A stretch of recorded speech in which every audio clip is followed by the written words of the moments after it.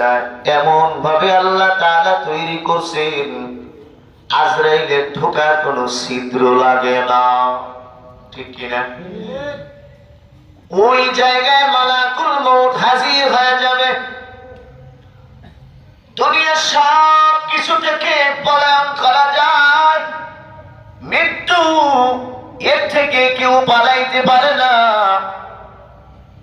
এই জন্য আল্লাহ তাআলা বলছেন দুনিয়ায় যত কিছু করবা রশি কিন্তু আমি আল্লাহ তাআলার হাতে।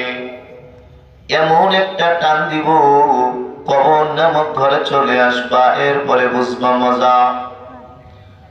ইন্নাহুম ইয়াকিদুনা কাইদা ওয়া আকিদু কাইদা ফামাহিলিল কাফিরিনা আমহিলহুম রুয়াইদা।